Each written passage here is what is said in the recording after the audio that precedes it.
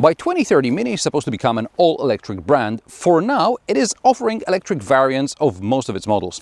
Today I'm reviewing the electric MINI Cooper SE.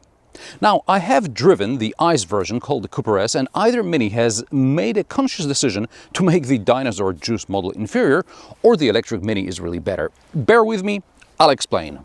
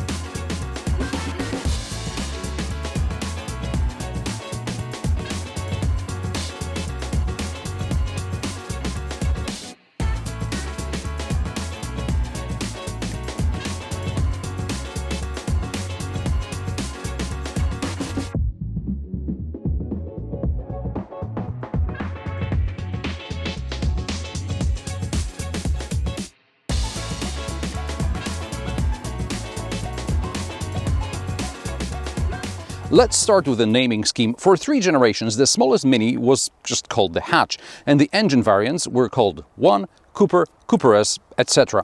Now the small MINI is simply called the Cooper.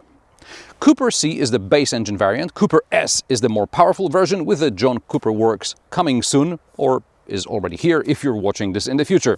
EVs are called Cooper E, Cooper SE, and at the 2024 Goodwood Festival of Speed, MINI launched the Cooper John Cooper Works E concept, which means it's coming soon or is already here if you're watching this in the future. Today I'm reviewing the Cooper SE in JCW trim, which is something like the BMW's M Sport package or Audi's S-Line. This is the 4th generation of the Cooper MINI, formerly known as the hatch under BMW's wings. The internal combustion engine variant has the F65 code for the 3-door and F66 for the 5-door. Both are still made on the UK L1 platform, and if not for the interior, which we'll talk about in a moment, one could say this is just another facelift. External dimensions are virtually the same like in the previous generation. The electric Cooper has the internal code J01 and it's made in cooperation with China's Great Wall Motor. It shares its platform with the Aceman Electric B crossover. The Cooper and the Cooper E have similar dimensions, with the electric model featuring a 3 cm longer wheelbase and being almost a centimeter higher than its ICE counterpart. In the previous generation, the SE was 3 cm higher than the regular model to conceal the thicker floor where the batteries were located. The F56 Cooper has a new front and a new rear, but the middle is pretty much the same as the F56. Now, the J01 has flattened sides. It also lost the plastic cladding around the wheel arches and the sills, which is masked well by the dark paint on this test unit. Another difference are the flush door handles, which are straight out of a BMW. Now, I preferred the older refrigerator style handles. I'm sure these are better for aerodynamics and protecting drivers from those killer bicycle. Or is it the other way around?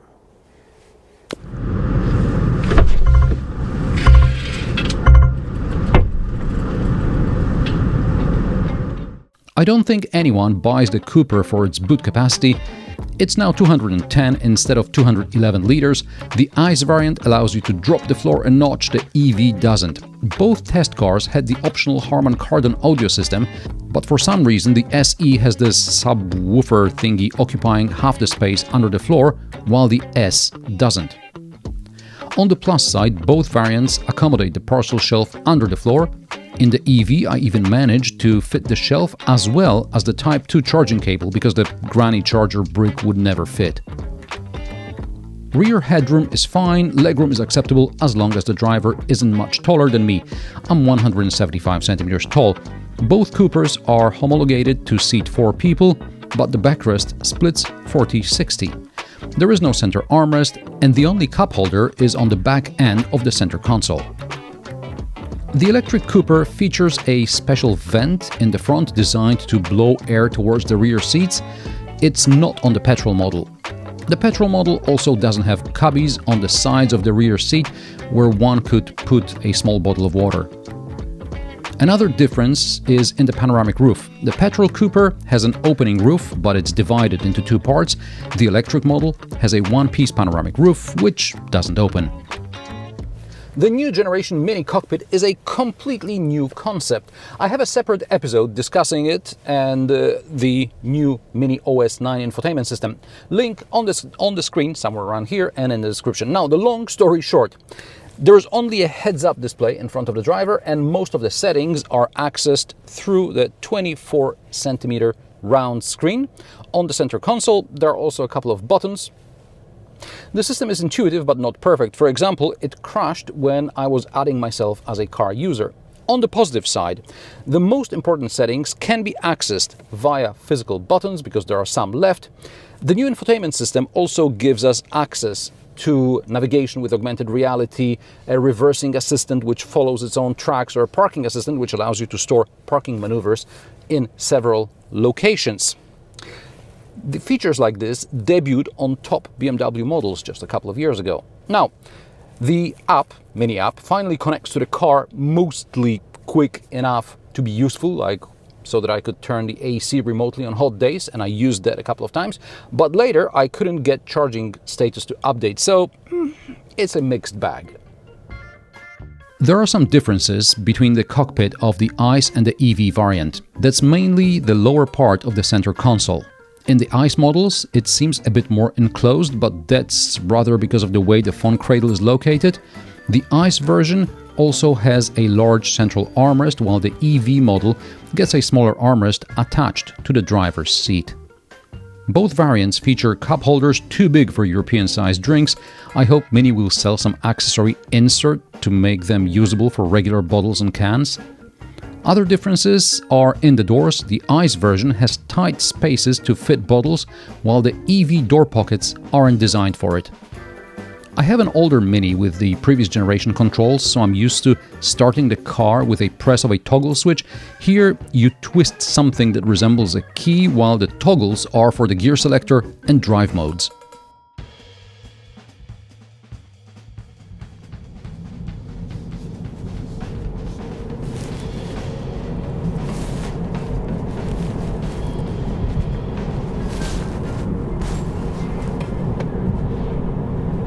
As I'm recording this in the late summer of 2024, the internal combustion engine range is a 1.5-litre 156 horsepower Cooper C and the 2-litre 204 horsepower Cooper S. The EV powertrain choices are a 184 horsepower Cooper E with 36.6 kilowatt-hour battery and a 218 horsepower Cooper SE with a 49.2 kilowatt-hour battery. The John Cooper Works variants are in the works, and at the time of recording, I don't know their parameters. I drove the internal combustion engine Cooper S, which should accelerate from 0 to 100 km per hour in 6.6 seconds, and this is what I got in Mini's core mode, which is normal, and I got 6.5 seconds in go-kart mode, which is the sport mode. I couldn't find launch control. Perhaps it's reserved for the John Cooper Works variant. I have a feeling the go-kart mode manifests itself mainly by pumping more fake engine noise into the cabin. I disable Mini sound anyway because I don't like it. And yes, the sport mode keeps the car in lower gear, but I can achieve a similar effect in core mode by switching into L mode, probably for low. That also keeps the car in lower gear, so I don't have to wait for the kickdown and for the turbo to spool up. Mini's keeping the emissions low any way it can. Claimed fuel economy of 6.2 liters per 100 kilometers combined is not far off from the mark. I was averaging high 6, but I was a bit naughty behind the wheel. 15 years ago, I'd give up a lot for a Cooper S, but nowadays the ride's too harsh for my fat butt. Also, the classic trim seats don't have lumbar support adjustment. It's a shame because I love the upholstery. On the plus side, soundproofing is miles better than in the previous generation. After a few days driving the Cooper S, I didn't expect much from the Cooper SE, but I was pleasantly surprised. Like the previous gen, the electric model has a more compliant ride than its ICE counterpart. I guess it's something to do with masking the Cooper SE's heft. At 1,680 kilograms, it's over 300 kilos more than the petrol model and the old generation SE. The Cooper SE should accelerate from 0 to 100 km per hour in 6.7 seconds, but I got 6.3 seconds, both in core and go-kart modes. Again, go-kart mode feels more about fake sounds, which I turned off again. I don't like them, especially in an EV. When taking off quickly, the Cooper SE fights for grip. After all, this is a front-wheel drive car.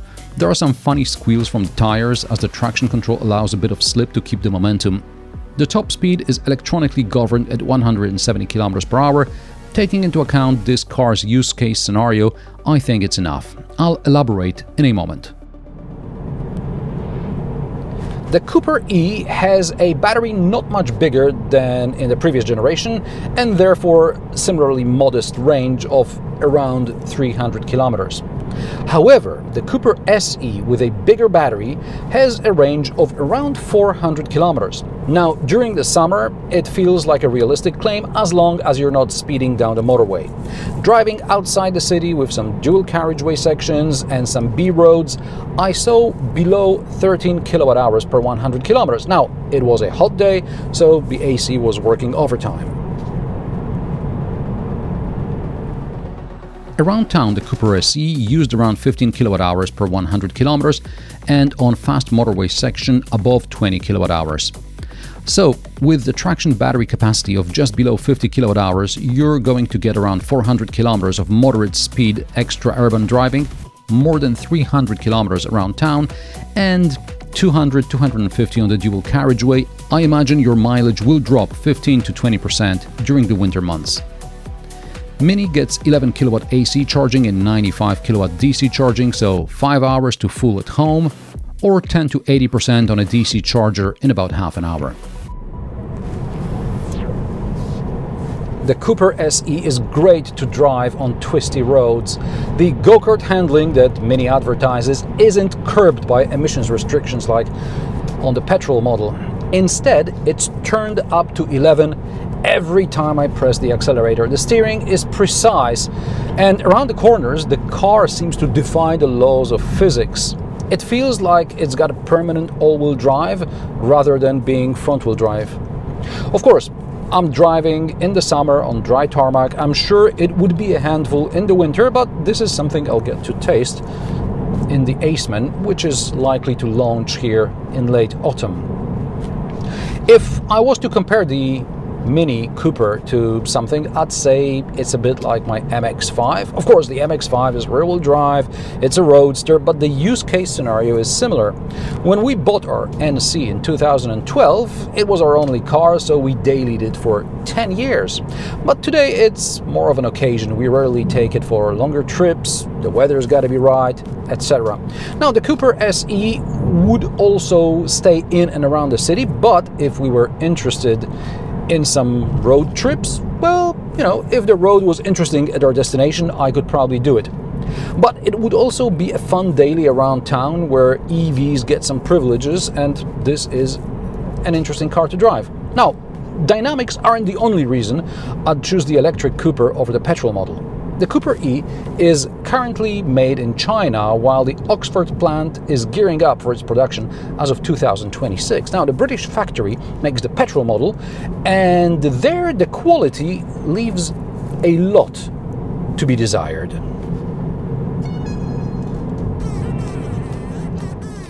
For example, the rear lamp seems to be only friction secured. The parcel shelf is flimsy at best. The rear seat comes off with a gentle tug. The stitching on the seats looks like it was finished on the first day of sewing classes for the blind. The Chinese Mini has better fit and finish, and I wonder whether it's a conscious choice to steer clients towards EVs, or is the British factory so bad? If it's the latter, I'd really scramble to get the electric Mini before the Brits go all Leyland on it.